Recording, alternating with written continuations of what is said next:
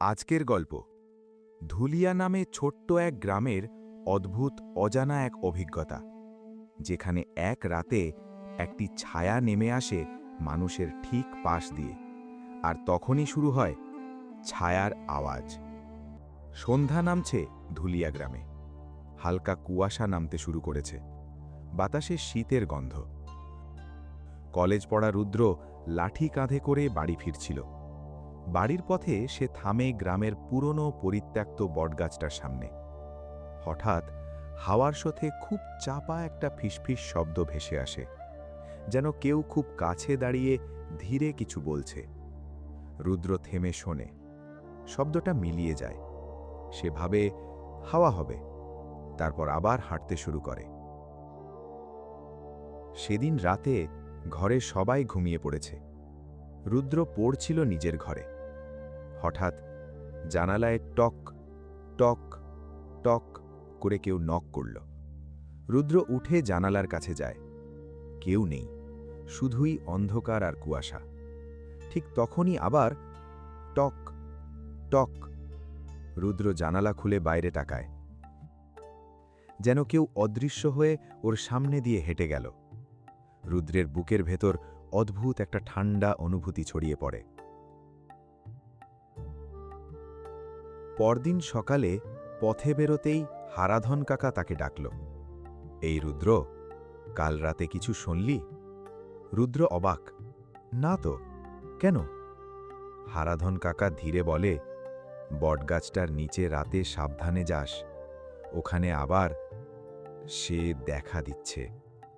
রুদ্র জিজ্ঞেস করে, কে কে আবার? কাকা উত্তর না দিয়ে চলে যায়।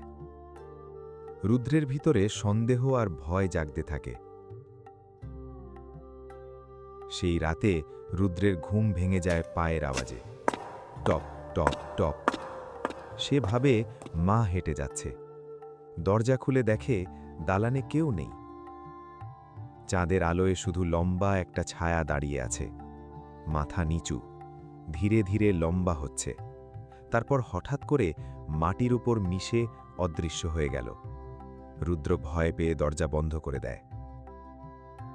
পরদিন রুদ্র সব বলে অনিককে।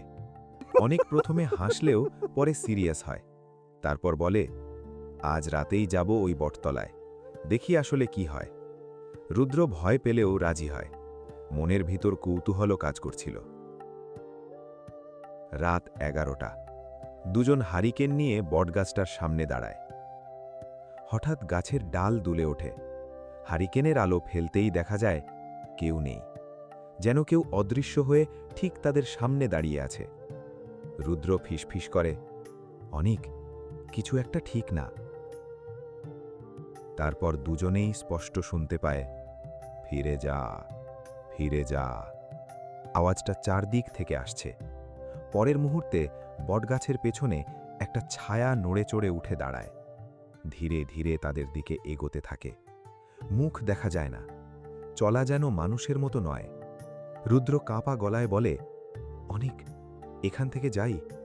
কিন্তু ছায়া এগিয়ে আসতেই থাকে। ঠিক তখনই হারাধন কাকা হারিকেন নিয়ে দৌড়ে আসে। দৌড়াও, ওটা মানুষ না। তিনজন দৌড়ে এসে রুদ্রদের বাড়ির সামনে থামে। রুদ্র জিজ্ঞেস করে, ওটা কি?